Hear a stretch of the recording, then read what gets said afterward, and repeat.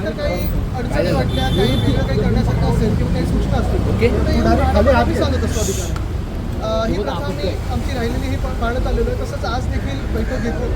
लवकरात लवकर ज्यात 2 टॉवर उभे राहिलेत, चावी वाटपचा कार्यक्रम घ्यावा ही आम्ही मागणी केलेली आहे. काल मुख्यमंत्री महोदयांनी सांगितलं की पुढच्या आठवड्यात ते वेळ देतील. पण आमची इच्छा ही आहे आणि तिकडची स्थानिक रहिवाशांची इच्छा ही आहे की चावी वाटप हे गणपती बाप्पाच्या आगमनाच्या आधी व्हावं, म्हणजे गणपती बाप्पा तिथे साजरा करू शकतो. मला वाटतं हे एक फार महत्त्वाचं आहे. बाकीचे अनेक विषय तिकडचे होते, स्थानिक विषय होते, ते देखील आम्ही पहिलं गुढीपाडवा सांगितलं होतं, मग मे सांगितलं होतं, मग जून, मग 21 जुलैची तारीख ठरली. आता कुठेतरी दिसतंय की पूर्णपणे तयार आहे.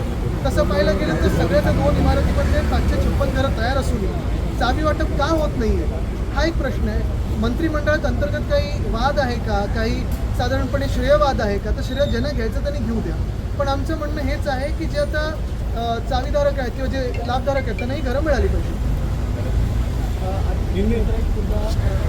सध्या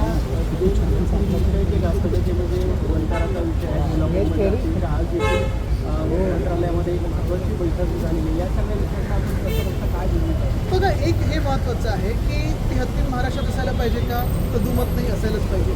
दुसरी गोष्ट ही आहे की हा निर्णय कुठून झालेला आहे, तर कोर्टातून झाला. आता मुख्य गोष्ट हीच राहते की साधारणपणे वंताराला का पाठवलं आहे, तर तिची काही औषधं असतील किंवा काही असेल, मला वाटतं काही फ्रॅक्चर झाले, सगळं मेडिकल रिपोर्ट आला असेल.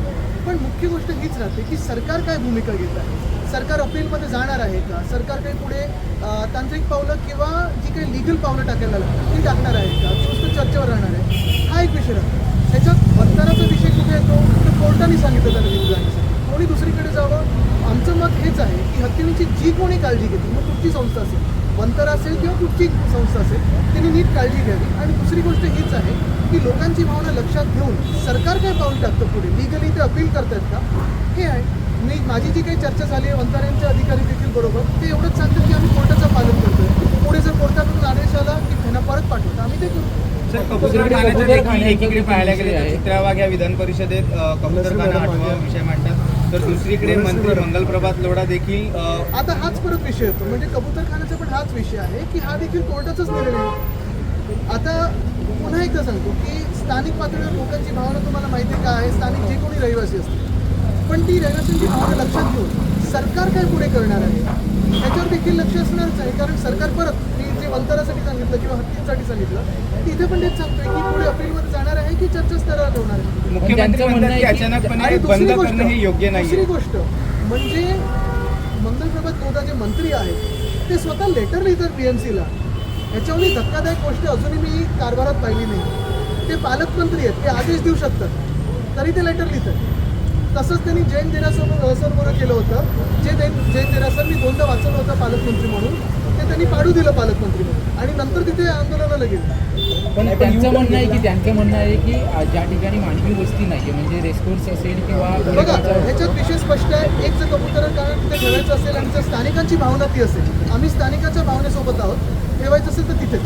ते जे काही आरे कॉलनी वगैरे सांगतात तिथे शक्य नाही. मग त्यापेक्षा लोढानी वरळी सीफेसवर एक चांगलं तिथे बंगला बांधत आहे, तिथे करावं, मस्त होईल. वरळी सीफेसला जिथे लोढांचा बंगला येतो ना, लोढा आता ते बिल्डर आणि मंत्री एकच आहेत का मला माहित नाही, पण त्यांच्याच नावाचे कोणतरी बिल्डर आहे, त्यांनी चांगला प्लॉट त्यांचा तिथे द्यावा वरळी सीफेसवर, चांगलं होईल. पण स्थानिकांमध्ये पण काही जणांचं म्हणणं त्याला विरोध आहे. तर आता हेच माझं म्हणणं आहे. बघा, ह्याच्यात दोन्ही आहेत, मराठी असतील किंवा जैन असतील, गुजराती जैन असतील किंवा मराठी आपले बाकीचे असतील, दोघांकडून भावना तीव्र आहे. आता अनेक ठिकाणी आपण पाहत असतो की ह्या दोन्ही भावना तीव्र असतात, कारण आपापले त्याच्यात एक्सपिरियन्स असतात. कोणाला श्वासाचा त्रास होतो, कोणी घसरून पडलं असतं, ते जे काही दाणे टाकले असतात, खाणं टाकलं असतं त्याच्यावरनं, तर त्यांची भावना एकत्र सगळ्यांना घेऊन बसून मला वाटतं पुढे चर्चा होऊ शकते. पण पालकमंत्री ट्विटरवर पत्र लिहित आहे, ह्याच्यापेक्षा हास्यास्पद गोष्ट मी पाहिली नाहीये. त्यापेक्षा त्यांनी प्लॉट द्यावा. मुख्यमंत्री म्हणतात की कबुतरांना कंट्रोल्ड फीडिंग करा जोपर्यंत हा सगळा मॅटर कोर्टामध्ये सॉल्व्ह होत नाही. ते एकनाथ शिंदेचे आमदार नाही आहेत कंट्रोल फीडिंग करायला. उद्या उद्धव ठाकरेंचा दिल्ली दौरा आहे, परंतु 2 आठवड्यामध्ये सलग दुसऱ्यांदा एकनाथ शिंदेचा देखील दिल्ली दौरा आहे.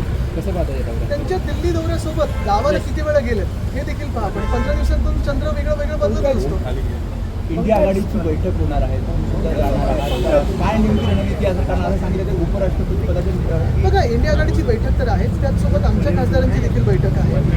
अनेक मित्र पक्ष भेटतील, आम्ही देखील प्रयत्न करू की काही मंत्री